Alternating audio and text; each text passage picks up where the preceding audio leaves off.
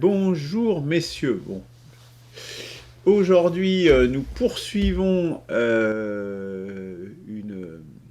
une analyse que nous avons commencée la semaine dernière. Je n'ai pas eu le temps de mettre en ligne encore. Beaucoup coupé, mais bon. Peut-être je ferai les trois émissions en même temps, puisque c'est une émission sur le cycle, dans le cadre du chantier Quelle spiritualité pour aujourd'hui, et pourquoi les religions ne sont pas à jour. Claude nous a expliqué dans la première partie ce qu'il en était de son point de vue, pourquoi elles ne sont pas à jour. Poursuivons aujourd'hui avec Christophe qui va vous donner sa vision. Il y aura une troisième partie, donc nous avons convenu la semaine dernière que nous présentera Franck s'il le veut bien. Et peut-être même qu'il y aura une quatrième partie, parce que, en fonction de ce que dira Christophe, en définitive, peut-être que je m'inscrirai également dans cette... mais s'il dit déjà des choses avec lesquelles je suis d'accord, moi, je ne vois pas la peine que je... Et si je trouve qu'il y a des choses peut-être qui me seraient plus spécifiques et qui valent la peine, bah, on fera une quatrième partie. Donc voilà, on verra. Donc peut-être ça fera je ferai qu'une seule publication, mais bon, on verra. Ça dépendra un petit peu du temps que j'aurai. Christophe, je te cède la parole. Très bien. Alors je vais répondre, en tout cas essayer de répondre à la question pourquoi les religions ne sont pas à jour.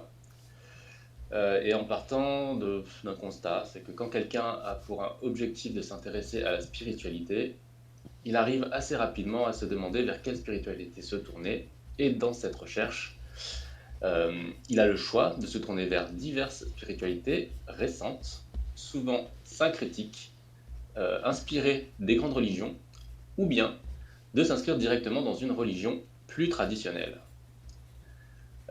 Donc je vous annonce la fin de la démonstration, car si vous voulez quelque chose de traditionnel, allez vers la religion. Comme les religions attirent souvent des individus à la recherche de tradition, elles ne doivent pas se mettre à jour. C'est un devoir. Si elles se mettent à jour, elles périclitent non seulement parce qu'elles n'attirent plus de nouveaux adeptes, mais également parce qu'elles vont perdre ceux qu'elles ont déjà. Alors, va pas trop vite, parce que l'autre fois j'avais eu du mal à noter.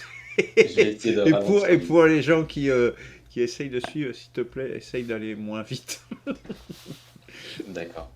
Merci. Du coup, la problématique, c'est que la religion, si elle fait des mises à jour, elle risque de déplaire aux gens qui la suivent, et en fait, elle risque même de ne pas être attirante vis-à-vis des autres formes de spiritualité plus récentes. Donc, ça pose un certain problème. Alors évidemment, je ne vais pas me contenter de ce constat. Bien qu'en soi, l'argument est massu. La mise à jour d'une religion est un risque pour elle, mais cela n'empêche pas qu'elle le fasse régulièrement. Alors, mon propos sera d'expliquer pourquoi ces tentatives de mise à jour sont vaines et délétères sur plusieurs plans. Sur la perte de cohérence du message du fondateur, sur la perte du contexte idéologique qui l'a vu émerger, et sur l'apparition et l'adoption d'antithèses ou de contresens vis-à-vis du message initial. Tu peux reprendre les trois Oui, points, tu peux reprendre les trois. Ouais. Donc, la perte de cohérence du message du fondateur. Parce que voilà, on a le message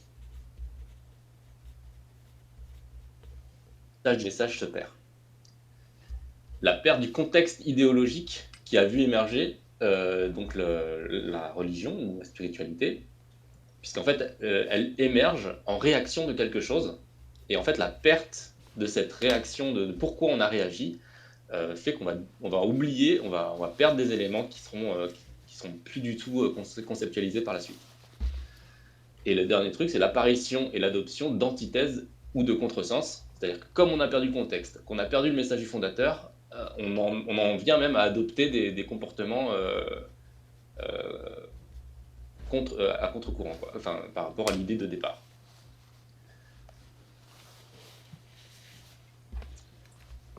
Du coup, on va commencer par parler du message du fondateur. Alors, les religions ont toutes des récits fondateurs. Ces récits sont créés par des individus particuliers dont on connaît plus ou moins bien l'histoire, mais qui aura eu dans son parcours une destinée exceptionnelle et une densité exceptionnelle de paroles et d'actes justes dont très peu de personnes ont été capables à leur époque. Ces paroles et ces actes, pleins de sagesse, ont eu du sens pour ce fondateur qui essaya tant bien que mal de transmettre ce qu'il a appris.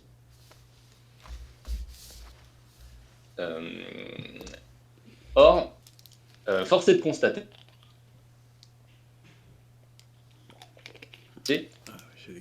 pourquoi je me permets de dire qu'elle a échoué, parce qu'il n'a pas eu de successeur de son niveau ou meilleur que lui, et qu'il n'est pas tombé dans l'anonymat, car ses paroles et ses actes sont restés exceptionnels.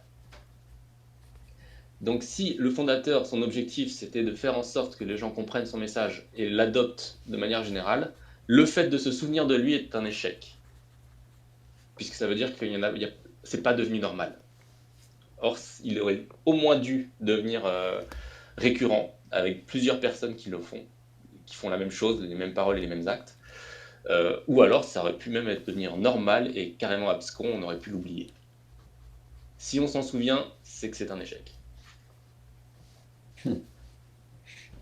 Prenons conscience qu'aussi sacrés qu'ils puissent être, ces fondateurs n'ont pas pu transmettre leur message efficacement, que s'ils ne sont pas tombés dans l'oubli, c'est parce qu'ils ont échoué dans le domaine, bien qu'ayant fait du mieux qu'ils pouvaient. D'ailleurs, les récits de ces fondateurs sont souvent réalisés par des observateurs, et non pas intégralement par leurs soins. Même en prenant le cas de Muhammad, qui a écrit, enfin pour certains, ce n'est pas lui qui décide ce qu'il a écrit. Donc voilà. Donc je suis conscient que ce que je dis est extrêmement sensible pour pas mal de gens, mais tous ces gens le savent déjà, tout le monde ne parvient pas à comprendre ces messages. Je ne fais que dire la même chose en ajoutant que je pense que si quelqu'un y arrivait, on s'en rendrait compte et cela ferait passer le précédent fondateur et qui serait plus à jour et qui serait plus compréhensible, etc. En conséquence, les messages des fondateurs qui nous parviennent sont des propos rapportés par des personnes qui ne les ont pas compris, bien qu'ayant parfois fait partie de leurs proches. S'ils n'ont pas tout compris, nous n'avons donc que des fragments épars du message du fondateur, incomplets, plus ou moins fidèles et orientés. Et même dans le cas où ce serait la divinité elle-même qui l'aurait écrit, dans le cadre de l'islam, force est de constater qu'elle n'a pas eu plus de succès. Ce souci de transmission et de conservation qu'ont eu les rapporteurs de ces récits est utile, mais leur attention a été davantage focalisée sur l'idée de ne pas perdre la trace du fondateur que sur la volonté de l'imiter et de lui succéder. S'il l'avait imité, il n'aurait d'ailleurs probablement rien écrit. Ces religions sont donc fondées sur la nécessité de rappeler la mémoire du fondateur. Pour réellement se mettre à jour, il faudrait qu'elle soit en mesure de remplacer son fondateur par un autre, qui ait des paroles et des actes au moins similaires, mais actualisés.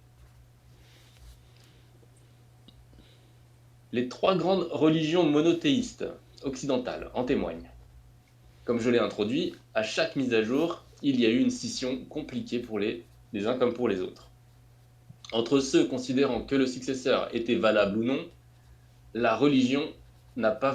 pardon, j'ai mal lu, mais en fait, il y a eu une scission entre ceux qui estimaient que le successeur était valable ou pas. Voilà. La religion n'a pas vocation à se mettre à jour. Elle est faite par des gardiens de la mémoire.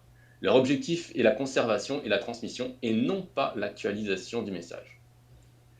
Ce qui, à la première génération, pose déjà un problème, puisque quand on est proche du fondateur, on a déjà perdu des morceaux, pose encore plus de problèmes lorsque l'on arrive après. quand le monde a changé, que la mémoire des anciens n'est plus là pour nous rappeler les évidences de l'époque, que les récits sont passés à l'écrit, traduits dans une autre langue, ou quand on vit sous une autre culture.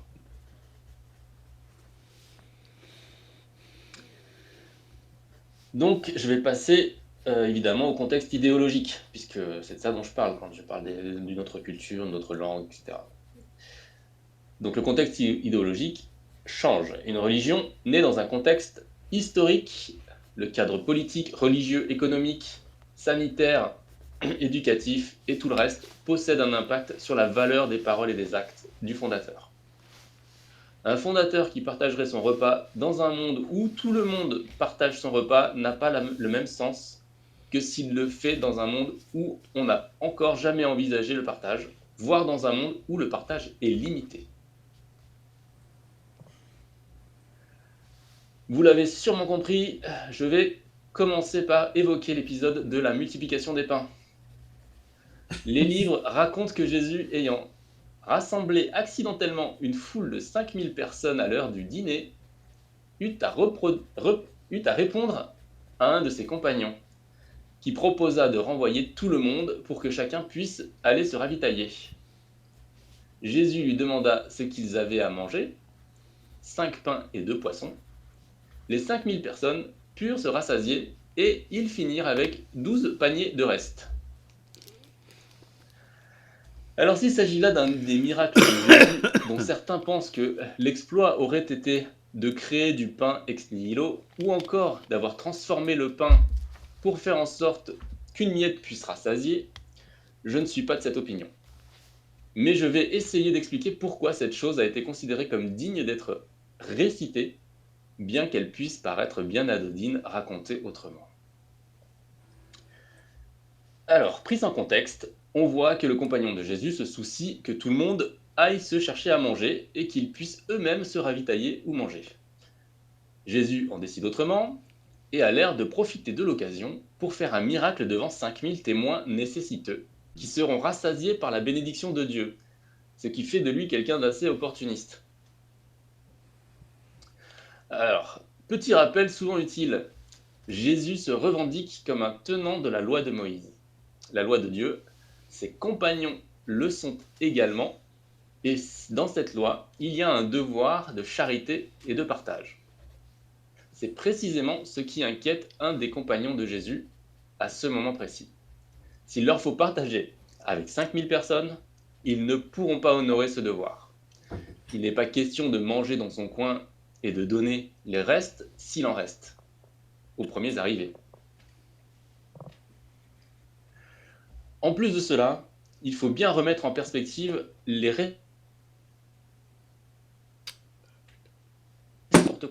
restrictions de partage ethnique. On ne partage pas avec n'importe qui, et donc ça pose un certain nombre de problèmes. Face à cette complexité, l'idée que chacun puisse se ravitailler de son côté n'est pas juste un souci de quantité, mais aussi de logistique. Donc la problématique n'est pas seulement d'aller manger, mais comment satisfaire autant de conditions avec 5000 personnes? D'ailleurs, doivent-ils vraiment nourrir 5000 personnes? L'évangile de Jean précise que les 5 pains et les 2 petits poissons sont dans la besace d'un jeune garçon. Et qui avait-il donc dans la besace des autres? À l'époque, il était tout à fait normal de transporter un repas quand on allait travailler au champ ou à la pêche. D'autant plus si on avait juste un toit, car les McDonald's, les frigidaires, les serrures à double tour et les vitres plexiglas n'avaient encore pas été inventés. L'inquiétude du compagnon ne se portait donc pas sur l'intégralité des 5000 personnes, mais sur la fraction qui n'avait pas de repas et qui serait peut-être quand même compliquée à identifier et à satisfaire. Et c'est de là que vient l'importance du récit. Jésus a confiance au vu de ce qui se trouve dans la besace du jeune garçon. Il y aura assez de nourriture pour tout le monde, et ce, en respectant les critères de chacun. Jésus bénit les pains et les poissons, non pas pour produire un miracle, Mais il faut savoir qu'il est demandé dans la loi de Moïse de remercier Dieu pour ce qu'il a mis à disposition, et Jésus tient à le respecter. Non pas parce que c'est seulement important pour lui, mais parce que c'est un élément culturel primordial pour tout le monde à cette époque, et réservé à certains prêtres. Selon la bénédiction appliquée par le prêtre, certains ne pouvaient pas manger de nourriture bénie de différentes façons. L'exemple, c'est qu'aujourd'hui, il y a du halal, il y a du kasher, et que potentiellement, certains ne pouvaient pas manger l'un ou l'autre parce que la bénédiction n'était pas la bonne. En appliquant sa bénédiction, Jésus lave la nourriture, la rend saine, sacrée aux yeux de tous. Or, ce n'est pas une évidence. Cela démontre le respect et la confiance à l'égard de Jésus. Sans ça, certains n'auraient pas pu manger. Le fait que tous aient pu manger ensemble en partageant la nourriture que chacun avait amenée et bénie par Jésus est déjà un miracle en soi. Rien que par la tâche accomplie, bénir 5000 pains n'est pas une mince affaire. Alors, je comprends que la version où les pains sont devenus magiques, la magie, ce n'est pas vraiment à la base de l'enseignement de Jésus. Pour conclure avec ça, les textes évoquent tous une distribution de la nourriture. Et encore une fois, celle de Jean précise que Jésus prit les pains, mais sans préciser s'il s'agissait des 5 pains du jeune garçon ou des plus de 5000 pains sûrement présents. Il semblerait bien qu'il ait fait le tour pour récolter ce qui pouvait l'être et devait l'être. Quoi qu'il en soit, c'est ici que je commence à aborder les problèmes de mise à jour par la traduction. Le mot français partagé peut se dire de 5 façons différentes en grec ancien. Celle employée dans cet épisode veut dire distribuer en partageant. Or, dans la traduction, il est écrit distribuer. Il est clair que si on avait appelé cet épisode le repas partagé, on aurait moins eu d'intérêt pour cet événement, notamment à notre époque où partager un repas se fait assez simplement, bien que cela puisse se corser quand on invite un chrétien, un juif, un musulman et un vegan à manger à la même table. En prenant en compte le contexte idéologique de l'époque, on peut mesurer le sacrilège que cela a pu évoquer aux adeptes des autres courants religieux. Alors que, sans, on y voit un acte incompréhensible et presque prétentieux qui augure un certain nombre de contresens. Donc je vais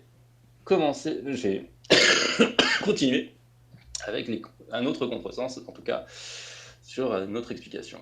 Donc pour s'assurer de ne pas faire de contresens lors d'une mise à jour, il faudrait la faire avant de perdre le contexte initial. Or, c'est précisément pour conserver un maximum de contexte que l'on cherche à conserver les choses en l'état. Cependant, consigner un maximum de choses n'empêche pas de perdre la langue, le contexte historique, politique, sanitaire, etc. Ce n'est pas parce que les choses sont décrites qu'elles vont être accessibles. Je vais prendre pour exemple la mise à jour qu'a été le Coran, en évoquant l'épisode d'Ibrahim et du sacrifice de son fils aîné, tant désiré. Tout d'abord, un résumé sans contexte. Ibrahim fait un songe. Il voit le sacrifice de son fils, il y voit un message d'Allah, il prend le nécessaire, son fils est au courant et le suit. Arrivé au moment de sacrifier son fils, il entend qu'on l'appelle, s'interrompt et reçoit un généreux substitut à sacrifier. Commençons par le plus dérangeant.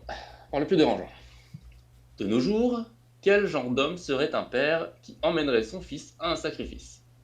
Quel genre de fils accepterait son sort et accompagnerait volontairement son père pour être sacrifié? Quel genre de Dieu demanderait à un fervent croyant de se mettre dans une situation pareille? Alors, s'il est certain que si quelqu'un se mettait dans cette situation, son Dieu pourrait être fier de sa soumission. Mais il est compliqué d'imaginer qu'une telle personne soit pieuse, vertueuse ou juste. On pourrait notamment normalement penser que c'est tout le contraire. On pourrait dire que cette personne attend une grande récompense de son acte, qu'il le fait par avarice, qu'il va tuer son fils, qui au contraire lui est très généreux à tel point qu'il accepte son sort pour le bien de son père. Voilà déjà un démarrage bien injuste et peu vertueux. Ce Dieu est bien étrange de demander une telle chose à un tel homme, tout ça ensuite pour lui offrir un cadeau qu'il doit sacrifier, et rentrer chez lui avec une foi renforcée d'avoir été torturé, lui et son fils, pour quasiment rien.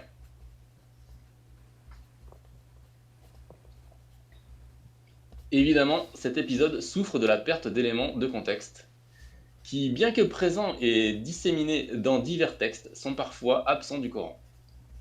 On ne sait que peu de choses sur le peuple d'Ibrahim, si ce n'est qu'il est idolâtre et relativement injuste. Mais quelles sont ses pratiques, les pratiques de ses voisins? On sait qu'elles viennent de leurs ancêtres et qu'Ibrahim représente un changement radical de façon de penser. Mais qui voudrait suivre un tel Dieu et un tel homme? L'idolâtrie, c'est une chose, être injuste aussi, mais qu'est-ce qui figure un tel changement dans cet épisode? Le premier élément manquant, c'est de considérer que sacrifier son premier-né est un acte courant et glorifié dans cette population.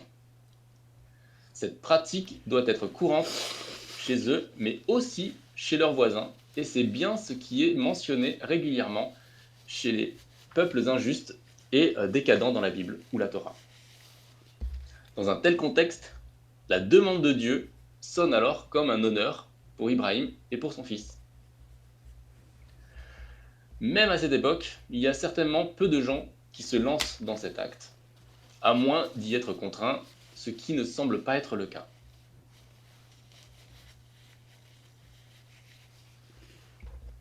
Un choix de son fils, pour son honneur aussi, et pour honorer Allah. Dans cette situation, l'interruption d'Allah est donc un geste puissant, affirmant qu'il est honoré, mais qu'il ne peut pas laisser faire ça, ce qui l'honore également. Donc on est vraiment dans le contresens. C'est d'un acte qui aujourd'hui paraît complètement absurde, ça en fait un acte de générosité importante. Donc c'est le premier point que je voulais soulever.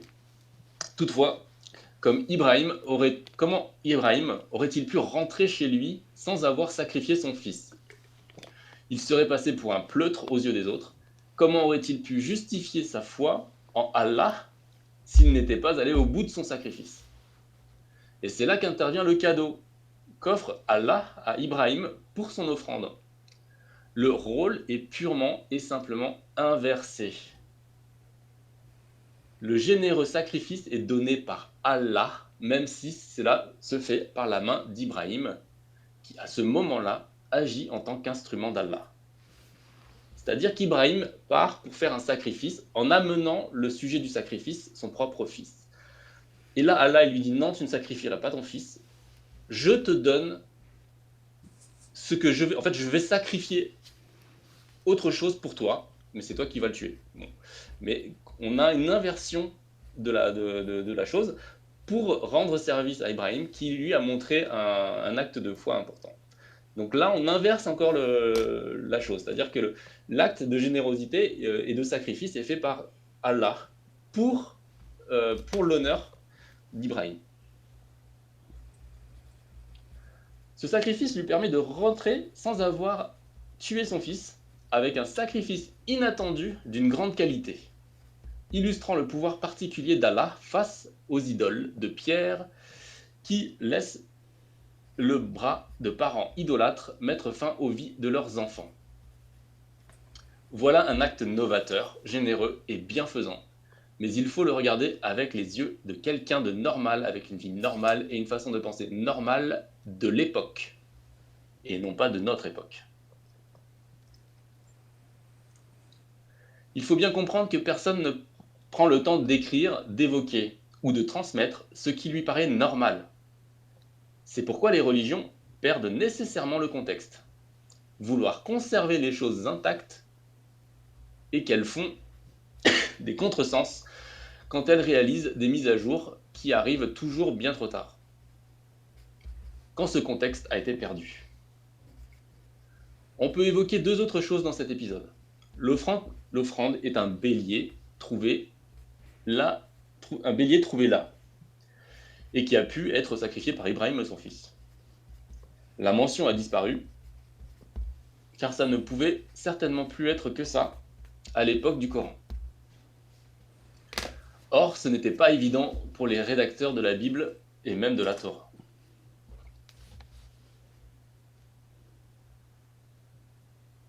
Est emmené par Ibrahim, Isaac ou Ismaël. Il devrait être évident que le fils sacrifié était l'aîné. Vous allez donc le plus vieux, donc Ismaël. C'est logique dans un monde qui accepte la polygamie et le mariage avec les esclaves, ou le divorce. Au départ, le plus vieux est le fils d'une esclave, et non pas de sa femme. Ce qui fait du plus vieux un premier-né moins important que le premier-né avec sa femme. C'est donc Isaac qui était mentionné explicitement dans la Bible et la Torah. Le Coran ne l'a pas mentionné. C'est donc que c'était devenu normal de considérer cela au début, avant que le Coran se mette en place. Donc au moment de la rédaction du Coran. Puis par la suite, le Coran a fait évoluer les mœurs et ce qui était normal s'est modifié. Finalement, c'est aujourd'hui pour les musulmans Ismaël qui a été emmené et dans une volonté de sacrifice, et pas Isaac. Et la raison est celle-ci, hein, c'est que en fait les mœurs ayant changé, le premier fils d'un premier couple, bah, ça c'est tout à fait valable comme premier-né pour les musulmans aujourd'hui. Puisque dans le Coran, il y a le mariage avec les esclaves, etc. Enfin, il y a tout plein de choses qui n'existaient pas avant. Finalement, la volonté de tout conserver, des religions, qui les rend attractives aux yeux de ceux qui les suivent, les amène à La volonté de tout conserver, des religions, qui les rend attractives aux yeux de ceux qui les suivent, les amène à déformer le message de leur fondateur, en se concentrant plus sur la répétition des paroles et des actes d'un tiers que sur l'appropriation et la formation de nouveaux individus similaires. Elle conduit également à attendre trop longtemps avant de se mettre à jour. Ces mises à jour interviennent quand le contexte initial est globalement perdu et qu'il faut construire une forme de cohérence pour que les gens puissent s'y retrouver dans le message produit. Tous ces efforts pour que cela produise finalement des contresens qui demandent encore d'autres efforts à comprendre et à expliquer. Il est donc évident qu'une religion ne peut pas être à jour tant que sa préoccupation principale est de conserver sa tradition. Et le plus drôle dans tout ça, c'est que tous les prophètes ont répété qu'il fallait se séparer des traditions. Mais ces religions conservatrices et traditionnalistes ont quand même prospéré. Et c'est bien là le pire des contresens. Et un message important des fondateurs qu'il serait peut-être bon de remettre au goût du jour.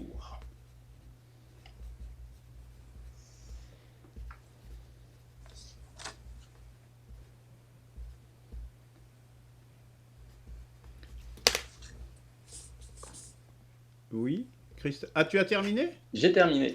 Ah, mais je croyais que tu traiterais quand même le troisième apparition. Oui, alors apparition de... D'accord. Apparition de contresens. contradiction, ça fait deux... oui, ça fait 2 et 3 en même temps, on va dire. C'est contresens, d'accord. Ok, moi aussi j'attendais le troisième point. Non, le troisième point, c'est contresens. Désolé. Alors, oui, enfin, il y a presque un autre point, enfin, c'est presque ta dernière phrase, là, qui, pour moi, ferait presque un quatrième point. C'est le message, effectivement, il y a la contradiction entre le fait que, effectivement, le prophète, etc., marque forcément une rupture avec la tradition antérieure, or que la religion, elle, transmet une tradition. Mm. Effectivement, là, on se dit, effectivement, il y a un hiatus au moins, euh, je dirais, comportemental, je dirais, quoi. Dans un cas, il faut faire perdurer les traditions qui viennent. Et dans l'autre cas, on dit, maintenant, il y a une rupture par rapport à l'avant et l'après. Donc là, effectivement, il y a une contradiction, je dirais presque. Pardon. Ça a encore coupé, donc je ne sais pas si vous m'avez entendu ou pas. Si, on t'a entendu. Enfin, en tout cas, moi, j'ai entendu. Ah ouais, moi ça a coupé en réception, mais d'accord, ok. On Mais vous, t'entend. mais vous m'avez entendu, d'accord. Mm. Oui, une contradiction entre le comportement, voilà, bon, bref. Pour moi, c'est presque un point en lui-même. Mm. Ok. Est-ce que... Bon, je vais finir puisque j'ai la parole. J'ai pas grand-chose à dire, hein. Ok, c'est une démarche extrêmement intéressante. Je reviens sur ce que je disais au début. Du coup, c'est pas du tout ce que je pensais que tu dirais. Donc, effectivement, je pense que je ferais peut-être une séance spécifique. Mais c'est extrêmement intéressant. Enfin, franchement, c'est vraiment quelque chose que j'avais pas du tout vu et c'est extrêmement intéressant. Donc ça ne peut pas être à jour, donc, par définition. Alors, la seule chose que j'ai notée quand même, c'est que c'est intéressant puisqu'il y a quelque part il y a un prophète, hein, il y a un fait générateur. Ouais. Et,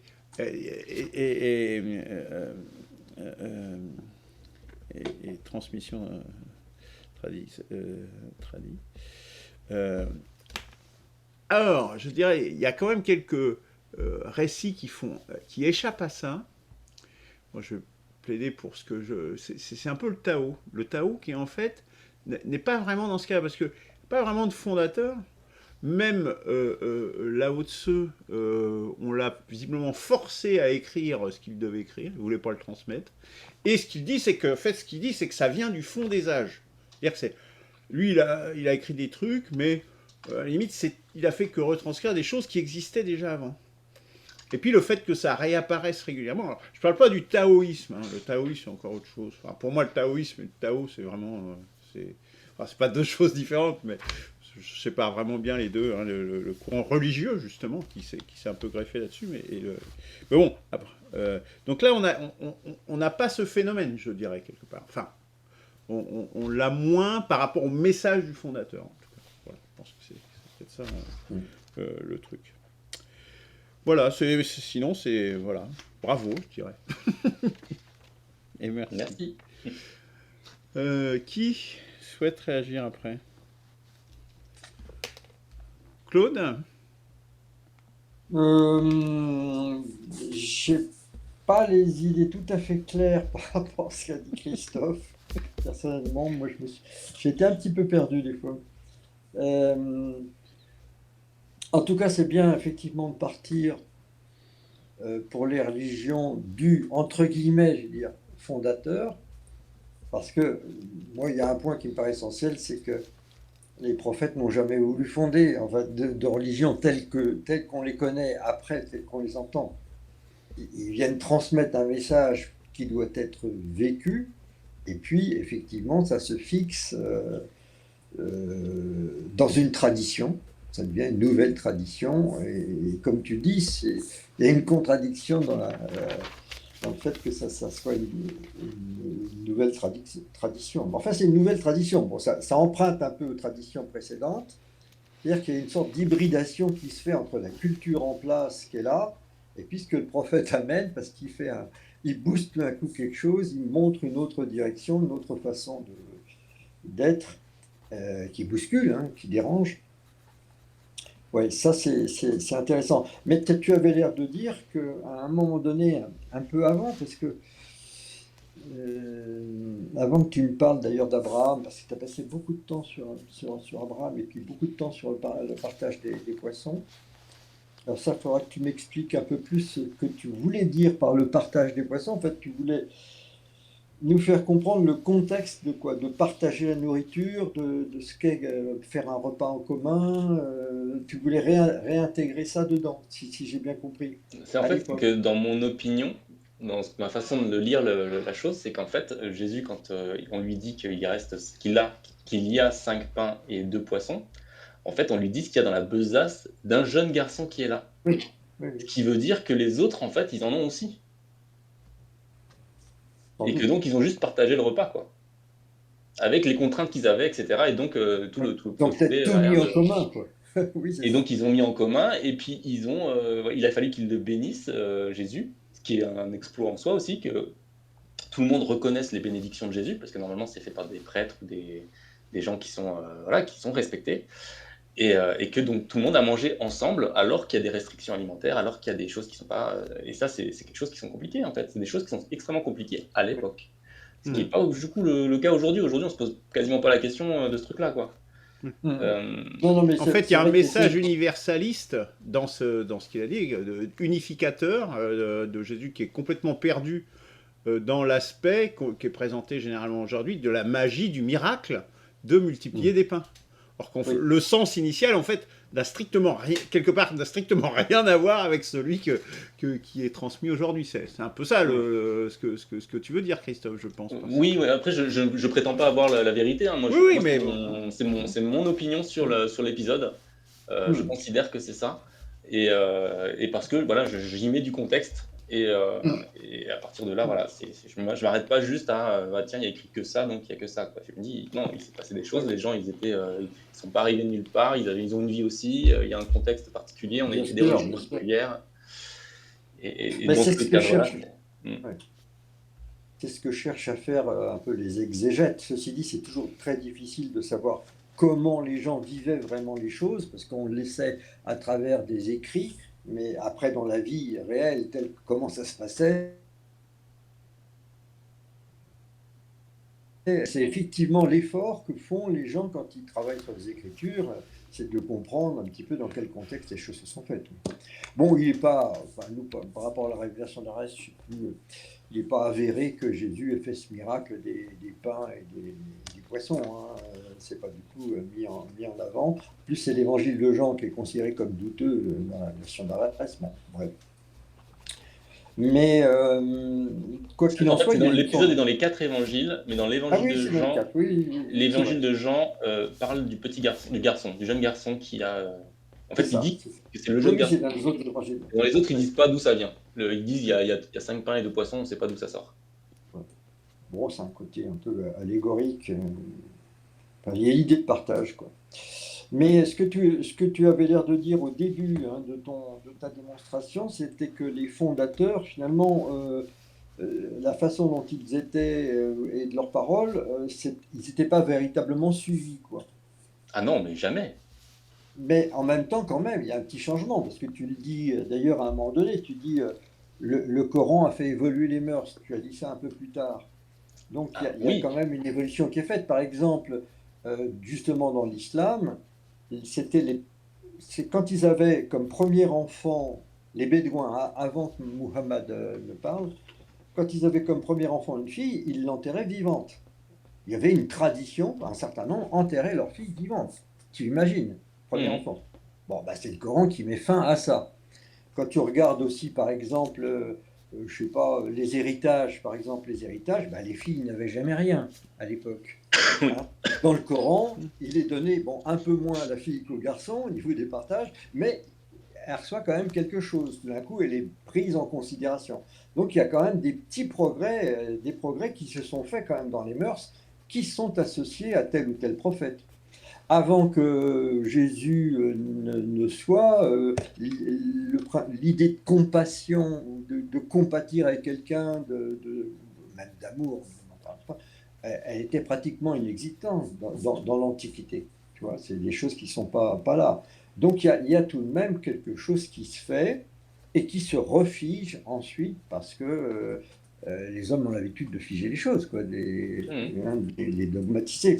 C'est-à-dire qu'après, effectivement, il y a une sorte de devoir de mémoire envers le fondateur, quoi. C'est un peu plus ça qui est fait que véritablement une évolution. Ouais. Alors moi, c'est ça que j'ai trouvé intéressant, c'est-à-dire que les religions ont tendance à quand même figer les choses. Je crois que c'est ça que tu disais, hein, de vouloir respecter leurs traditions, et que du coup, en même temps, comme les mœurs évoluent, les hommes évoluent, ils ont besoin de bouger aussi un petit quelque chose, et il y a une forme de contradiction entre les deux, parce qu'à la fois, elles se disent tenantes de la vérité absolue, et il faut qu'ils fassent bouger la contradiction. Ça, j'ai bien aimé cet aspect-là. Sur l'histoire d'Abraham, enfin d'Ibrahim, comme tu dis, mais c'est Abraham dans la Moi, c'était Bible. dans le Coran, donc c'était Ibrahim, c'est pour ça. Oui, c'est Ibrahim, c'est pareil. Moi, je pense que, ouais, effectivement, enfin, Dieu tel que je le connais, entre guillemets, quand je dis ça, il ne peut pas demander un sacrifice du fils, quoi. Ça me paraît bon.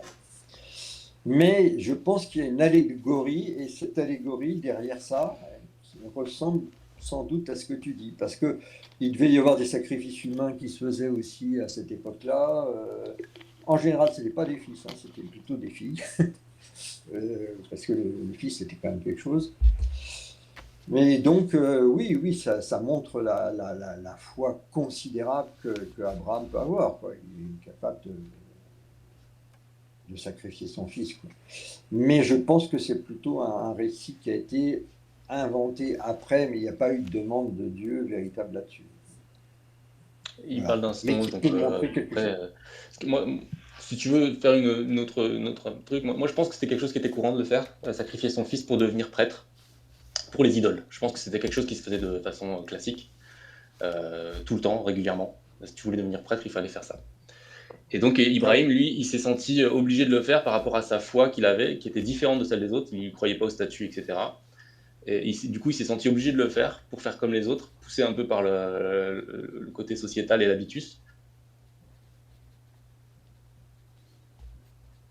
Dieu, etc. Peu importe, mais il s'est passé quelque chose, et c'est ça qui a fait l'histoire. Donc moi, je pense que c'est possible que l'histoire ait eu lieu. Après, voilà, c'est tout. Mais ouais, en même temps, dans le Coran, je ne sais pas si tu connais ce passage aussi, quand il parle d'Abraham, où Abraham vient détruire les idoles la nuit, Ouais. il vient casser toutes les statues, et puis donc les autres qui découvrent les statues détruites se disent mais qui est-ce qui a fait ça? Puis ils pensent tout de suite à Abraham parce que lui il critiquait, donc ils vont vers lui et il dit bah, non, non, c'est pas, il dit c'est pas moi, c'est une des statues, c'est une des plus importantes qui a détruit les autres. Alors eux, ils n'y croient pas. Alors il dit mais comment ça se fait que vous ne croyez pas que votre statue est capable de détruire les autres? Et ça, c'est intéressant. Mais à mon avis, je ne sais pas s'il avait l'intention de vouloir de devenir prêtre. Pas du tout, normalement. Mais peut-être que dans le contexte de l'époque, il fallait effectivement qu'il soit un certain, enfin, qu'il se présente à un certain niveau, c'est possible. Voilà, en tout cas, bon, merci. Moi, j'ai trouvé qu'il y avait des petits points qui étaient vraiment intéressants des fois dans ce que tu disais.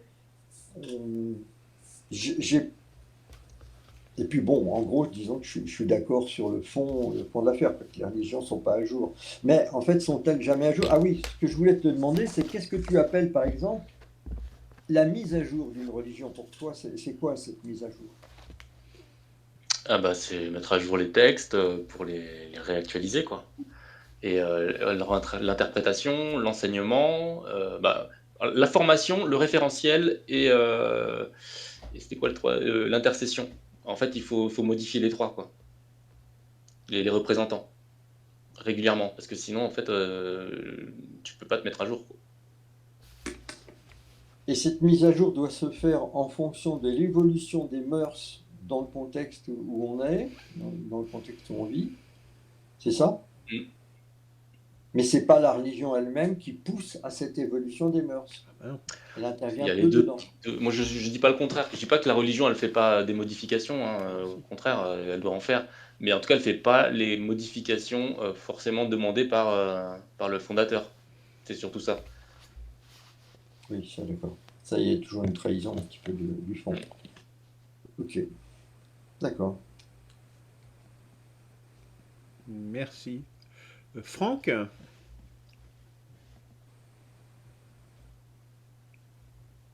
Ah, c'est figé.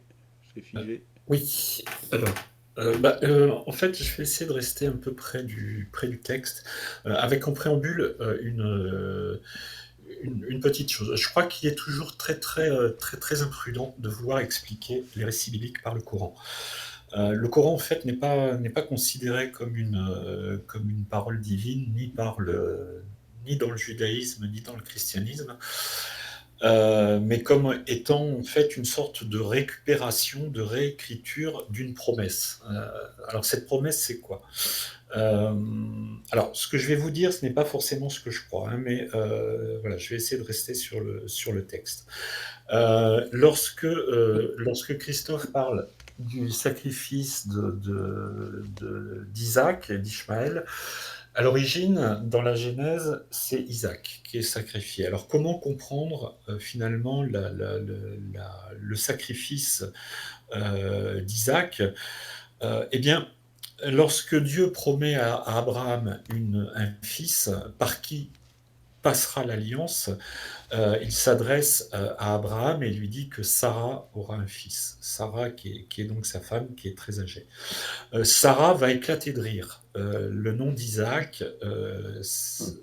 d'ailleurs, on retrouve cette notion de rire dans le nom de Isaac. Et c'est la raison pour laquelle, dans le Coran, finalement, le fait que les noms soient changés n'a strictement plus aucun sens pour comprendre le texte. Donc, en fait, ce sacrifice est demandé tout simplement parce que Dieu va essayer de mettre à l'épreuve, en tout cas, Abraham dans sa fidélité jusqu'à lui proposer de renoncer à cette alliance. Et Abraham va accepter. Donc sa fidélité, sa foi l'amènera finalement à vouloir sacrifier Isaac parce que son amour, entre guillemets, pour Dieu dépasse largement la promesse que celui-ci lui a fait pour à la fois sa descendance et surtout pour son alliance.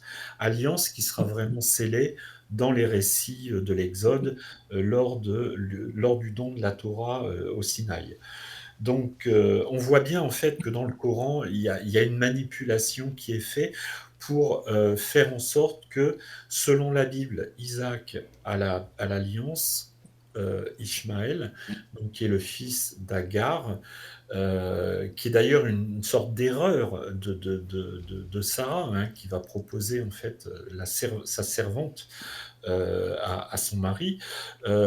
Agar sera béni. Le fils d'Agar, Ishmaël, aura la bénédiction. Et donc, on voit très bien que dans le Coran, il y a une inversion de tout ça. Ishmaël récupère l'alliance et voilà. Et C'est pas le c'est cas, une. hein. C'est pas écrit que Ishmaël récupère l'alliance, je crois pas, hein. Non, mais c'est implicitement le sens est le même. Et c'est d'ailleurs ce qui explique pourquoi le conflit actuel, et ça dure depuis des siècles et des siècles, entre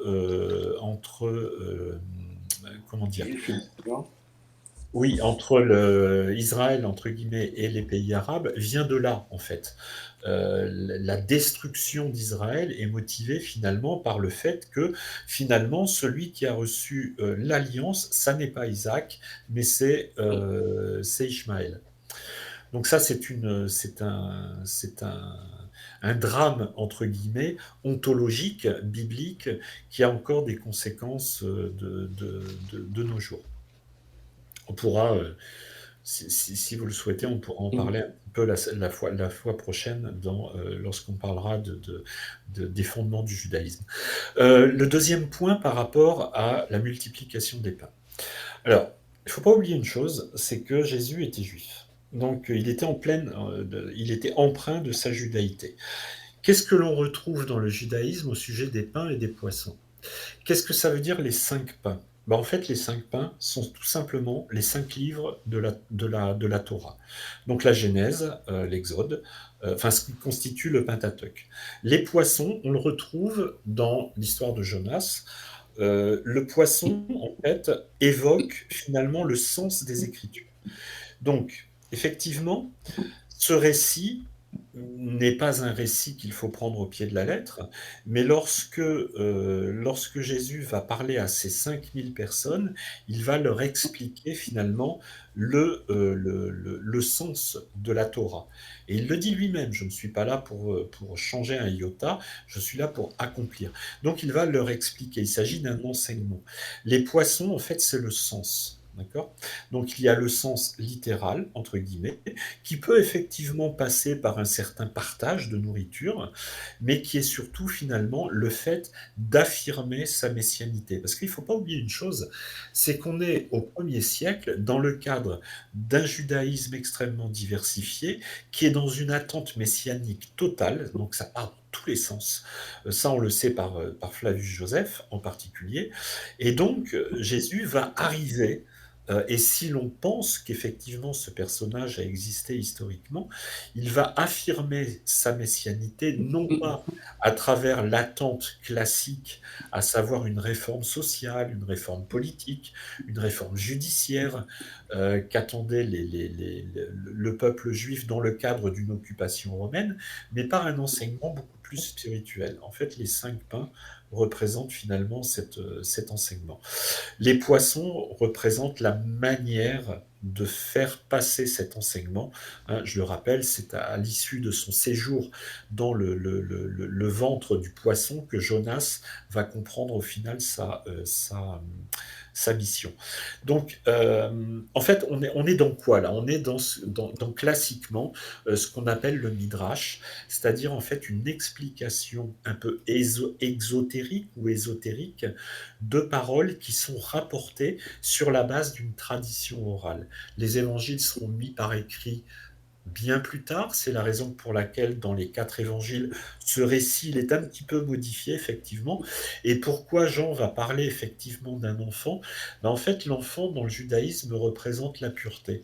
Donc en fait, Jésus ne va pas lui-même sortir quelque chose de sa besace, parce qu'il serait soupçonné finalement d'être à la fois juge et partie, mais il va prendre à témoin un enfant qui représente l'innocence, qui représente la pureté, et qui potentiellement est le porteur finalement du message essentiel de la Torah. C'est essentiellement cette manière, non pas dont il faut le comprendre, mais qui est généralement relue et revisitée par la tradition juive, même si, je le rappelle, Jésus en tant que personnage historique, Jésus de Nazareth, n'a pas été reconnu comme étant le Messie annoncé. Mais ça, comme dit l'autre, c'est une autre histoire. Mais donc ça reste allégorique, Oui. d'après toi. Oui. Voilà. Ah bah là, absolument. Là c'est même totalement allégorique. Là pour le il coup. Peut y avoir. Là, alors, le truc, je reprends souvent une phrase que disait Maïmonide et qui mêle à la fois des éléments historiques et des éléments symboliques. Donc les deux sont entremêlés. Dans le judaïsme, il n'y avait absolument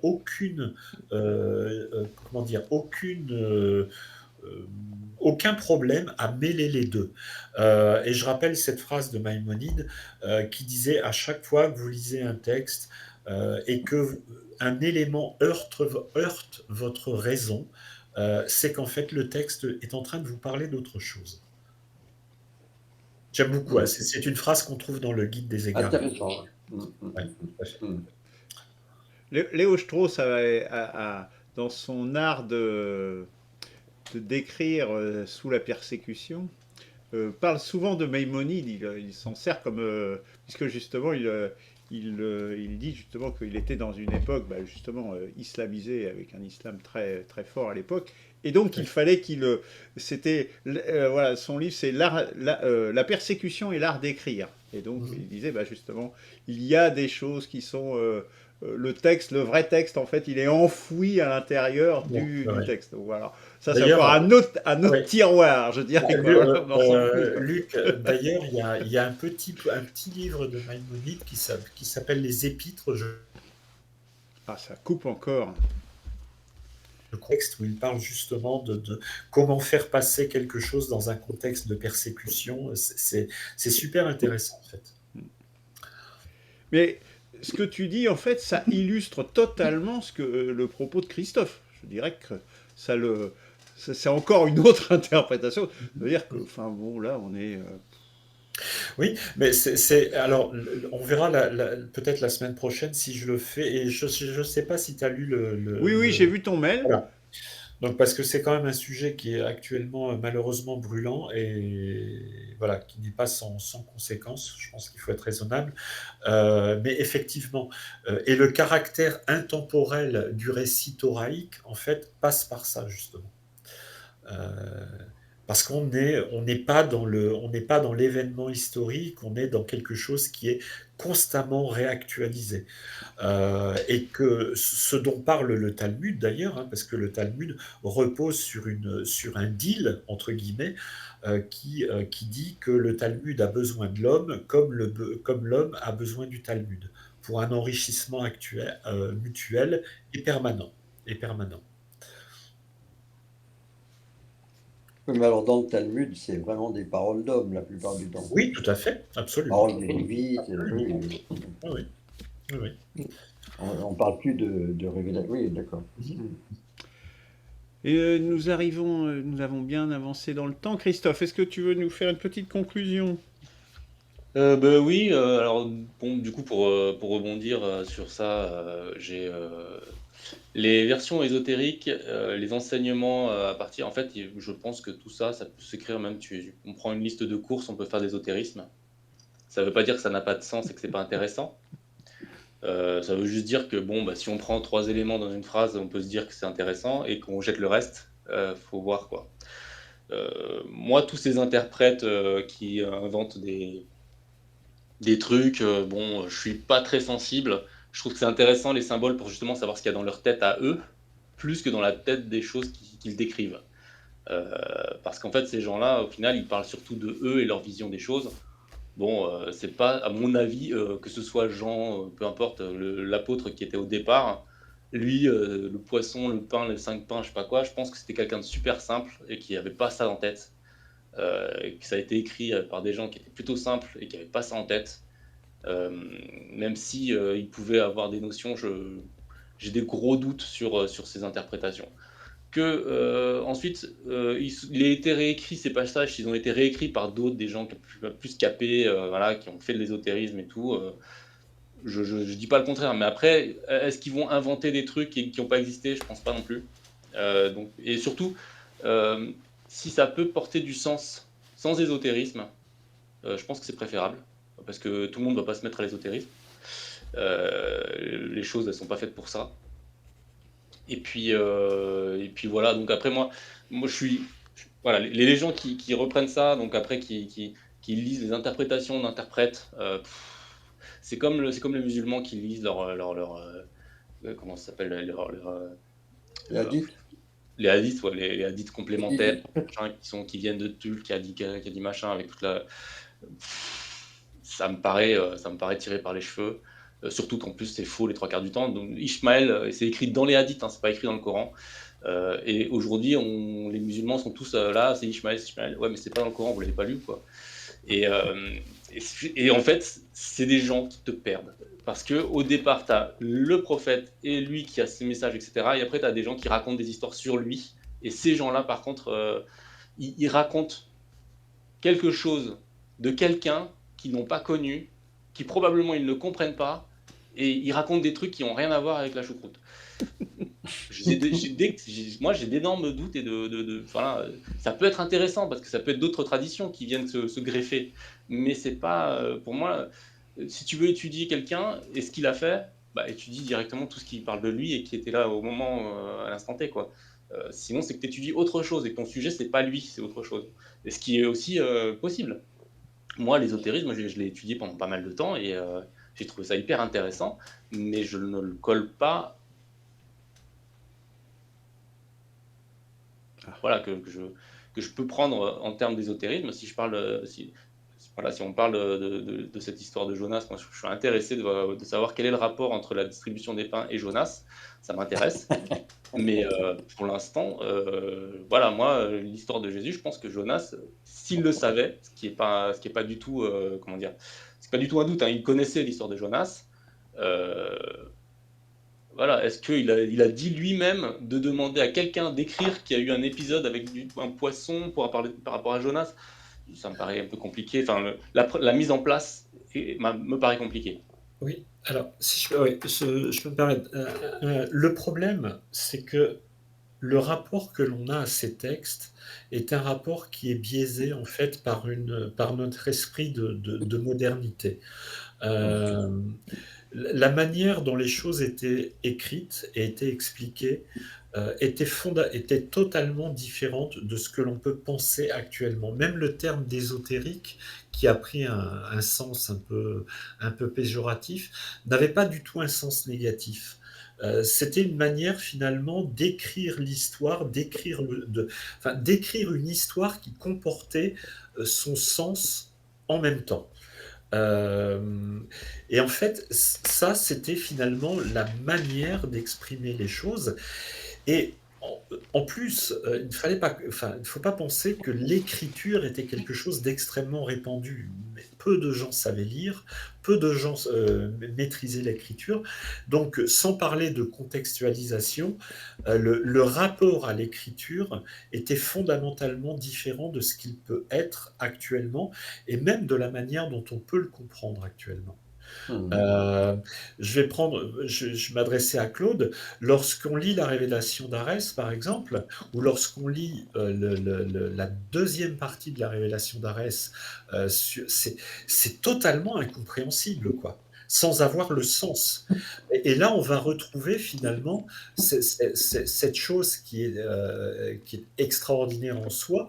On pourra peut-être en reparler à chaque fois à chaque fois, n'importe quoi. La prochaine fois, lorsque la Torah est donnée, il y a la Torah orale et la Torah écrite. La Torah écrite est totalement incompréhensible sans avoir le sens. Quand on lit le livre, Claude, je veux dire, c'est totalement C'est incompréhensible. du même ordre. Ben, c'est un peu, c'est le bâton de lumière, le buisson ardent. Hein, oui. On sent que Dieu a du mal à parler notre langage. Il dit, je parle le bruit d'homme. Hein. Oui, oui. Pour moi. Bon. Et moi, ça m'a fait beaucoup penser à ce qui s'est passé au Sinaï, entre guillemets. Je veux dire, le peuple est complètement éclaté par la parole, quoi. C'est Oui, c'est vrai. Alors, tout ça, c'est un point très important. Notre rapport, nous, modernes, à ces textes du passé, enfin, qui ont été fixés à un moment donné, et ça, c'est vraiment intéressant, oui, effectivement. Je voulais juste te poser une dernière question, Christophe, mais peut-être qu'on déborde beaucoup là sur l'horaire. Est-ce que toi, dans la parole du prophète, tu penses qu'il y a une parole qui vient de la vie ou de Dieu, enfin, ou pas? Bah, nécessairement, sinon il ne serait pas juste. Oui, d'accord. Okay. D'accord. Très bien. Qui vient de l'autre, de l'ailleurs. Ok. Très bien. Écoute, merci en tout cas. Merci messieurs. Bon, tous ces dernières interventions illustrent que des mises à jour sont tentées, en tout cas, et que on voit bien que, enfin, l'impossibilité, je dirais, me semble assez flagrante. Merci beaucoup. Merci. Au revoir, messieurs. Au revoir, bon week-end, à la semaine prochaine.